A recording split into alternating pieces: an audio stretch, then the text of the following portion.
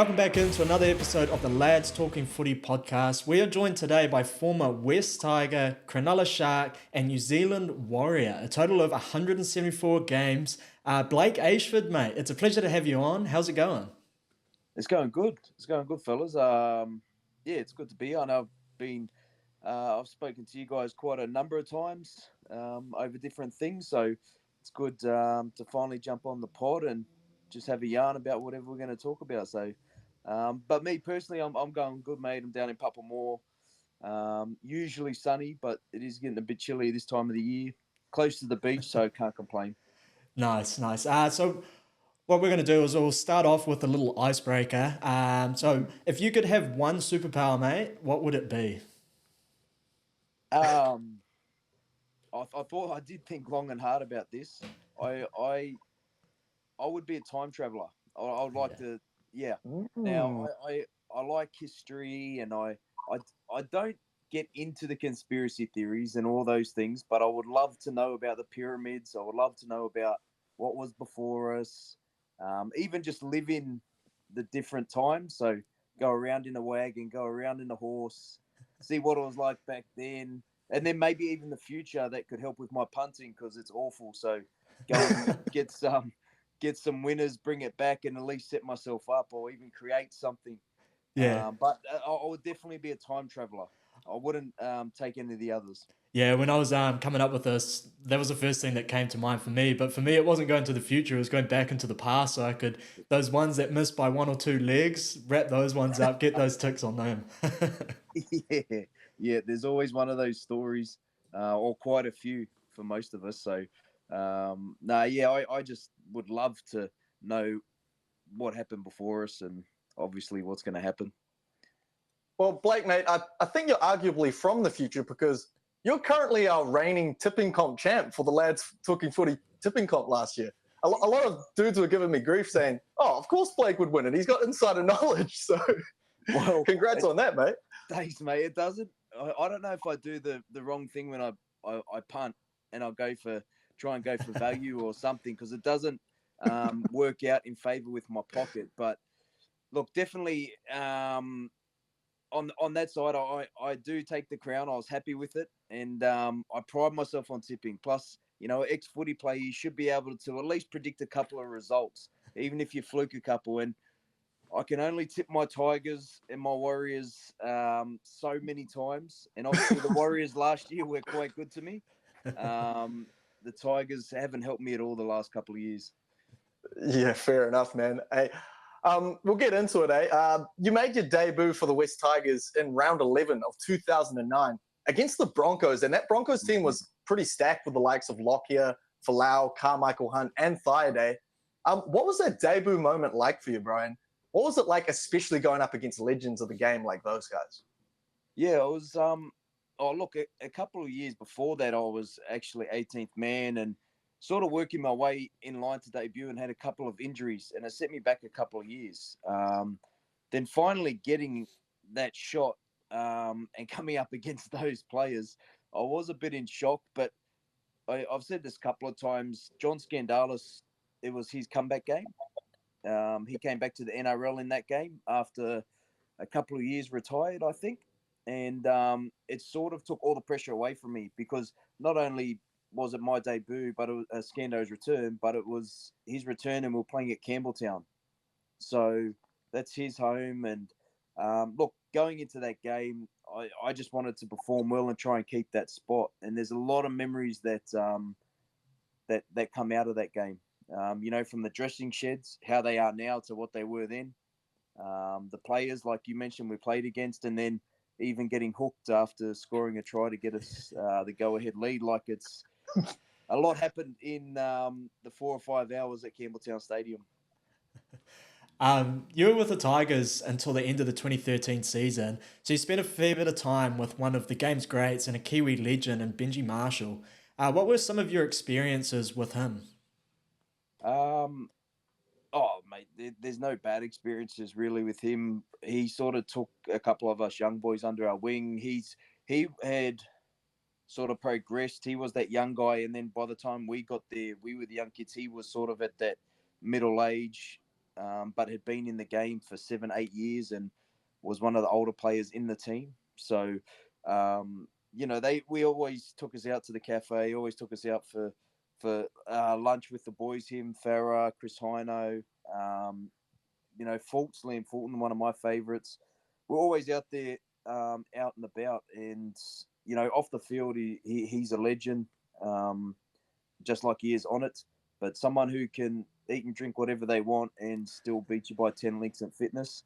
It's just one of those people. You guys probably know a lot of them that can do whatever they want in life and just come to the training paddock and be able to throw a 30-meter flick pass or beat you in a beep test or whatever it may be. They're going to be the best at it. And to have someone like that on your team, it definitely helped me at the start of my career. Anyway, Did he ever, in a few drills and things like that, did he ever catch you with one of his flick passes or anything? Yeah, the flick passes, they were like stock standard. That one that I scored in the game, obviously, I can't even remember it happening. I remember the put down, but it just happened so quick. I can't even remember him flicking it. Like, I probably thought at the time it was just a normal pass, because he does all that stuff at training. Like, they blow the whistle and you'll step 3 more people. Yeah. And you go left, first, right. And if you're against him, you're like, oh, no. You're going to get stepped at one way or another, or you have the agility drill at the start of training. You just don't want to go with him. But, those flick passes and things, it's like stock standard. They become like a normal pass, really, when you're with players like that. Like, it's just, and it's, we throw a normal pass and it probably go behind them or to their legs, whereas he's throwing flick passes straight to your chest. It was something that I will cherish anyway, getting to play alongside him. Yeah, Benji, truly special player. Just absolute X factor written all over him, bro. And it's good to see that you got to see that firsthand in the Tigers. But after the Tigers, you left for the Sharks on a 2-season deal. That was a pretty rough first season for you guys. But what was it like rubbing shoulders with some more legends of the game, and like Andrew Fafita, Michael Gordon, a young Val Holmes on the come up, and then most importantly, Paul Gallen? Yeah, there's a lot of things that happen at the Sharks that I don't really like remembering my time in the Sharks, because it wasn't a pleasant one. Going there, I was sort of warned against it just because of the Asada things that had come down the year before, but there had been no suspensions. So going there, it's funny you say Paul Gallen, because I never really got to play with Paul Gallen, because by the time the season came around, all those boys, that suspension had been handed down, and we had all our New South Wales Cup players playing in first grade. And then the next year, I obviously was out of the team when Flano came back, and they had other players in there in my position. So I never really got to play with Gal. So, but there were some, like you said, you mentioned some stars like Andrew Fafita. Funny story about Fafita. When we got knocked out in 2009 at the Tigers, Sheensy used to make you train until the grand final, so you could have, instead of coming back early November, you'd have a couple more weeks off. But anyway, these 2 boys from Griffith came up and started training with us, and it was the 2 Fafita boys, Andrew and David. And mate, you walk in and you're around senior players and you're nervous. These blokes are laughing and carrying on like we're just like they're juniors, and like that's just what you get with Fafita. It doesn't matter who's in the room; he's always the biggest, the loudest, and like it was the same when you played with him, mate. I was lucky enough to play with him at the Tigers too, so he was always a character. But that Sharks time, the probably best memory at the Sharks was the Nines, making the finals of the Nines over here in New Zealand. One of our first trips, we talk about Madden, and Val Holmes. Before Val Holmes was Val Holmes, I sort of got the shits a bit, because obviously I'd been out of the gaming side of things, having young kids. I'd been out for, let's say, a couple of years, and we're up over here waiting to play the Nines, and we're playing Madden, and I took on Val Holmes, still confident as I used to play Madden back in the day, but that was like whatever it was, like I can't even remember, 2006 or something. Now we're on to, what is it, 2015? Yeah. And he absolutely destroyed me. And I stormed out of the room like a little kid. And I was like, F this little youngster. Like, you got to respect the elders, like playing this blah. And I wanted to fight Val. And I was like, I was furious, mate, losing that game, chucking controllers. And, but like, being with him now, like, I was lucky enough to, talk to Val on a podcast he used to with Mark Peard. And that was just after he returned from the NFL. So, like, having that friendship with Val now and knowing him sort of before he was that superstar that he is, I don't think we really understood what we had in our side then, or the player that he became. Yeah, it'll be interesting to see where he ends up now with all of that noise around the Cowboys too, because he's such a threat out there, especially with his kicking game. Now, in 2015, you announced that you'd be joining the Mighty Warriors from 2016 onwards. There's a guy that actually just announced his retirement, and that's Sean Johnson. He was absolutely killing it in the league then. What was it like for you playing out on that edge with SJ? Or are there a few stories that you might have on your time at the club, sort of around Sean Johnson? Yeah, look, for me personally, it was awesome because being a center, like at the start of my career, I was attacking center. I could move well. By the time I got to the Warriors, they probably got me as more of a defensive center. I didn't have that pace. I was injury prone at the end of my career. But playing outside Shawnee that first year, 2016, it sort of brought my joy back to rugby league, because after the Sharks, I did try and go to rugby. Um, and, I sent some things away and I was close. But I think that was the World Cup timing. So they couldn't actually finalize squads. And it just happened that the Warriors had come up. Warriors and Broncos were the two teams. And, New Zealand can thank my wife because she's obviously Kiwi. So it sort of helped me come over here. And I'd been over here a couple of times because coming back to see her family. So coming back here and then obviously playing with Shawnee, it just brought that spark back and that joy back to rugby league. And you spoke about Benji before. You don't find too many people like Benji. You don't find too many people like a Sean Johnson either. I know people like to compare them, but in that, I still think they're two completely different players. And, the thing Shawnee would do, I used to love the connection with him and Bodine Thompson on that edge. And we had Fusatua on the wing. Like that four there, I used to love playing outside Shawnee, and he just used to deliver it on the platter. And that was on the field and off the field. Look, I don't like to say I'm tight with Cash. I tell him I'm a very impatient person when it comes to haircuts. Now, listen, I don't know what you guys are like. You guys look nice. Me, I've got weird hair, not the best. Like, I've got a lot of hair, not a straight hairline.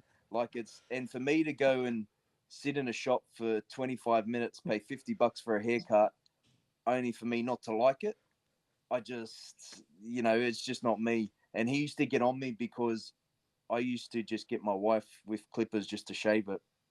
And then it'd grow out to the afro, the white man afro, and then I'd shave it. And he goes, just go style it. Like, you can look so good. And, we actually had a bet, I think my first game, and I got held up twice. He goes, if you don't score, you got to have to go get a fade. And I got held up twice over the line in my debut for the Warriors. I still haven't paid up, to be honest. I haven't been back to the barbers. I don't think I ever will. So I don't know if you'll watch it, but sorry, Shawnee. I just can't get it. I'm too impatient. Maybe. You brought up a potential switch to rugby union at the start of that. What team did you have your eye on? So we were in talks with the Western Force, obviously before they had folded. Yeah. This the first time. Yep. But I sent things away. I think I had to do like the weights testing and things, and your medical history, and it was sent, but they couldn't get back to me till after the World Cup. And the timing is, I had already signed, and the day I moved over to New Zealand to start preseason was the World Cup final. Yep. So just the uncertainty around it all. And plus, I'd only really played like 4 games at school. Loved it at school playing, but we only filled in for the union side. We were like a rugby league team. So, yeah. But it would have been an experience going to Perth and playing. But the way it happened, they ended up folding. So I would have been in limbo. I was actually playing with a guy at the time, just Premier Rugby, and he had actually signed with the Western Force, and that was right around the time of them folding, and just before he left was when they folded, so that got cut short. He was, absolutely gutted. It's gutted and it's up in the air, limbo. Then what did he end up doing? Did he end up going overseas or? Nah, he just stayed and tried to crack it in Harbour. Never did. He's still playing in the Harbour Premier comp as well. Oh man! Because you know what they say, we had obviously got to play with Marika, Korobetti. He scored 4 tries on debut. I got to play with Tangeli Nayavare, who played for the Waratahs. He did a switch, but he was a New South Wales Cup player. But they used to say you play 1 season of Super Rugby and you basically get signed to go over to Europe on good coin. That's what the chat was back then. So basically, in my mind as well, I was hoping that would work out. But hey, ended up here and I'm happy now. Everything happens for a reason. Yeah.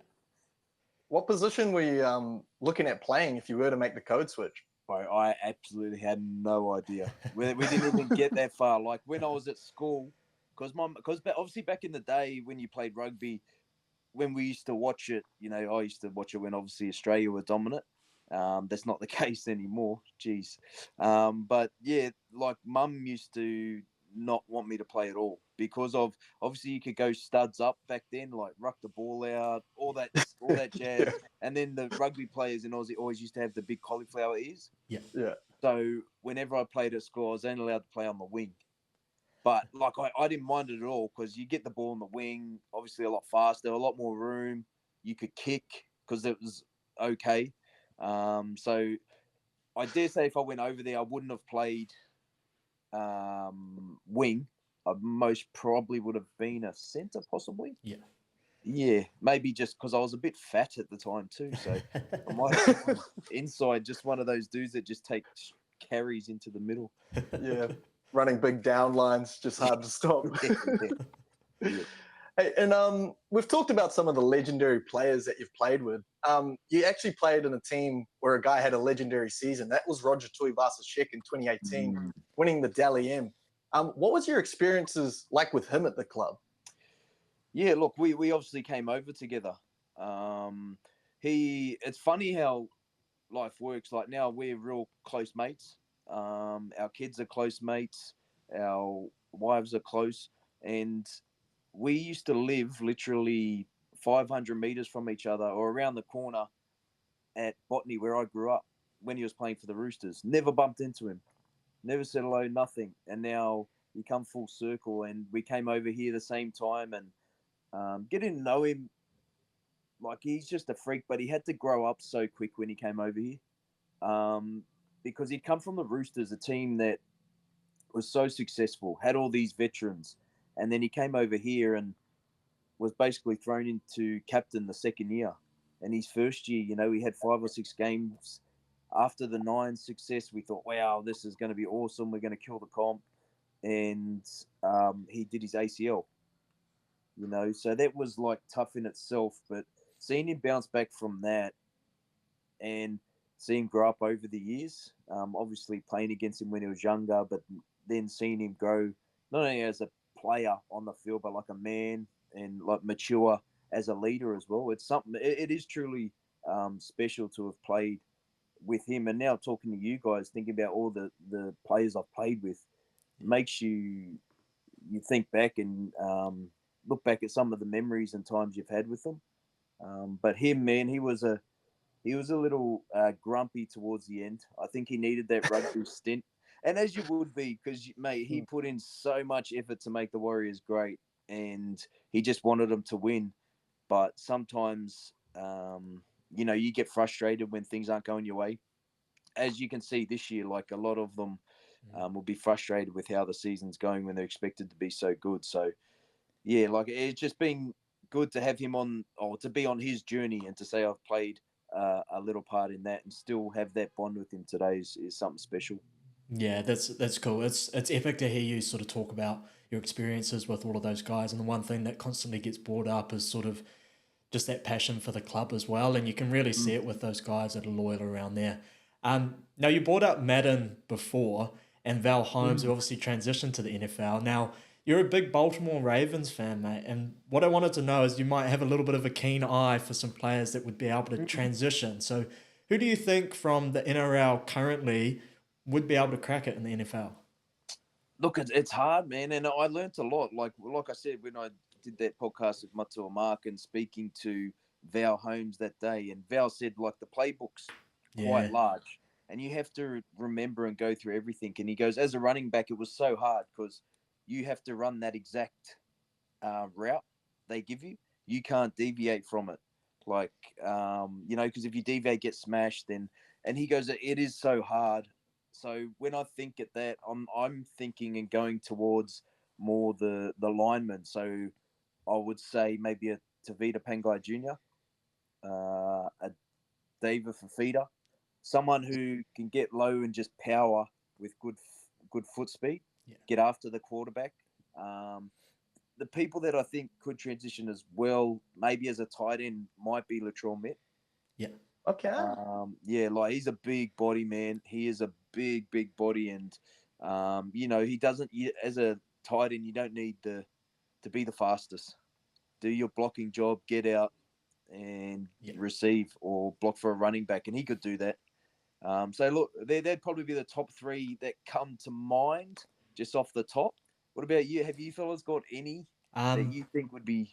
Just quickly, it's kind of interesting that you bring up the playbook situation with Val Holmes because I listened to Roger Fabry, who's obviously doing a little bit of work with Jared Hayne at the moment and had previously done it with him as well, and Val Holmes, and he had talked about that too.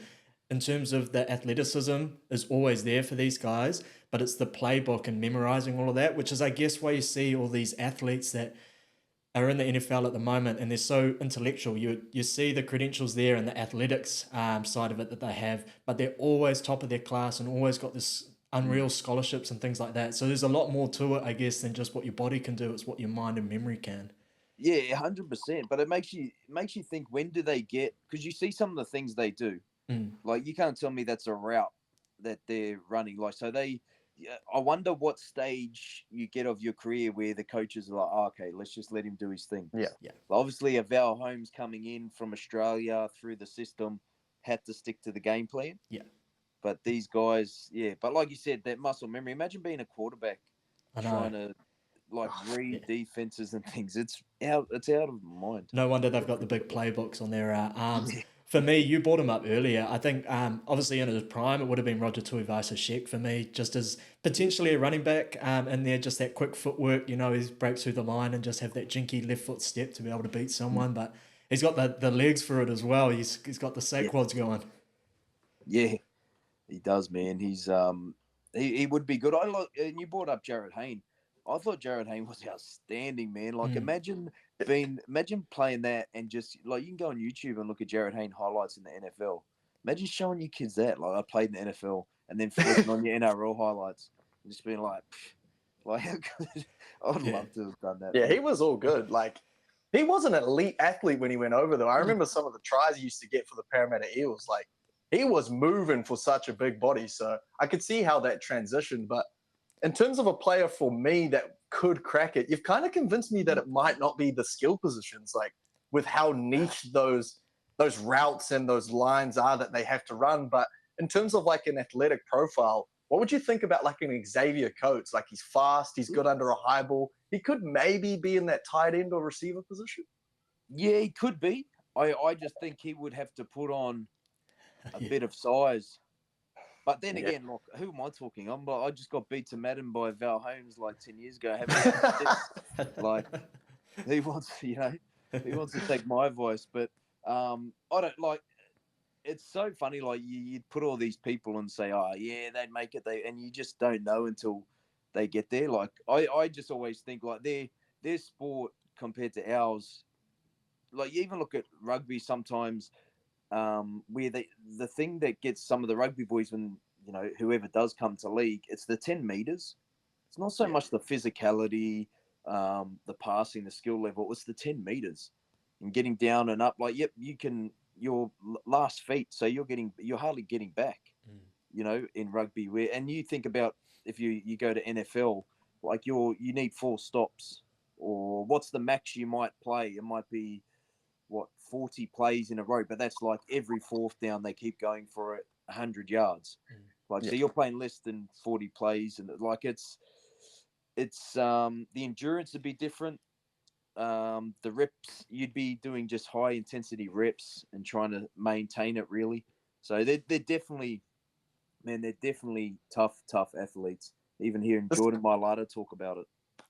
This might be off on a little bit of a tangent, but people always have said about LeBron James and his ability to maybe transition. Do you think he would actually have the skills to do it? 100%, mate. You look at his.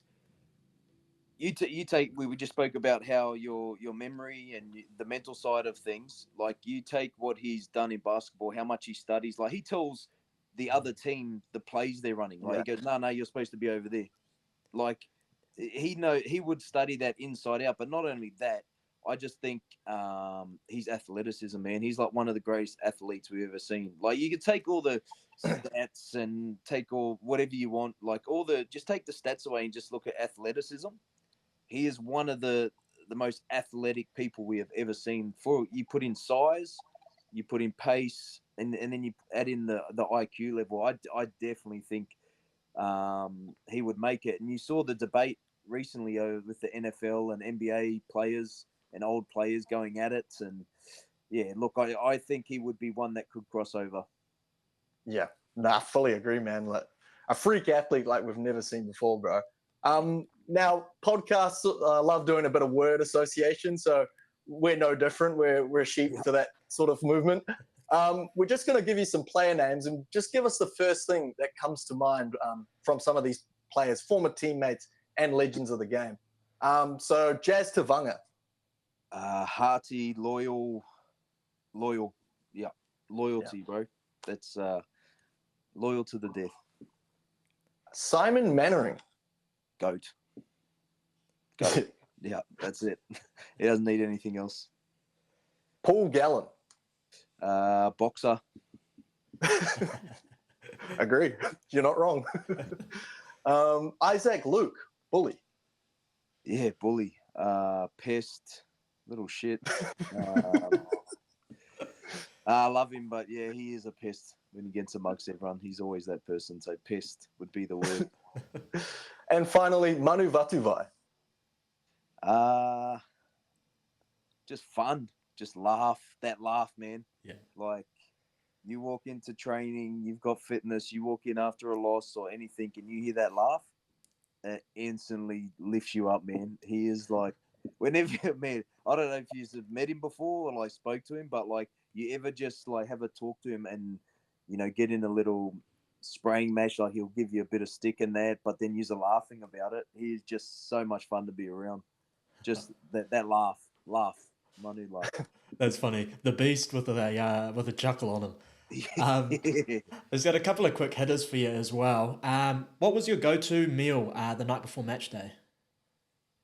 I wasn't too superstitious around that stuff. Obviously, it changed at different times of my career.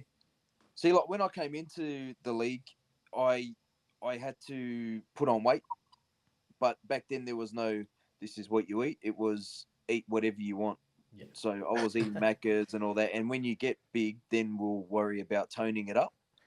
Whereas I just kept eating. So like my health was pretty bad, like my diet and that at the start of the career. So that's probably something that cost me. But I never really had a pre-game meal. And then you go to the Warriors and it was always when you travel away, obviously you're in a hotel. So it'd usually be spaghetti bolognese with some veggies or a steak there. That's probably the memory that I had from going away. It was always the same meal. But when you're at home, I didn't have one. Top 2 songs that were on your pre-game playlist. Once again, man, I'm a different kind of cat. I don't get hyped up. Maybe it's something I needed to do. I remember Royce Simmons always giving it to us for not starting fast and talking me about that. But my two songs were Dr. Hook's Sexy Eyes. So it's I don't know if you know that song. I'm a bit older. Yeah, Obviously, that's some why I was old interested school. in these. Yeah. Yeah, and a lot slower. And NDRE, Get It Together. Yeah. So yeah, like you Nice. can look at them after and listen to them, and you'll see like, Yeah, I bro, definitely will do. did this guy go and play rugby league after listening to these? But yeah, that's just two that come to mind. Like there was heaps. I was just a slow jams person. I was never, Yeah. And then obviously as I got older and we're on the team bus, and then you're listening to, who's the fellas 1-4 and all that stuff. Yeah. And they're like, and because the boys just had the boombox back then, Yeah. like they just never had at the start. We didn't have the boys walking around for radio on your shoulder. So like now they've got the big boom box. So it's just listen to whatever everyone else listens to now. Yeah. Toughest player you had to defend? Oh, GI, Oh, Englishman. Yeah. I was so nightmares. scared. I was so happy. Oh, I was sort of happy when he went to fullback.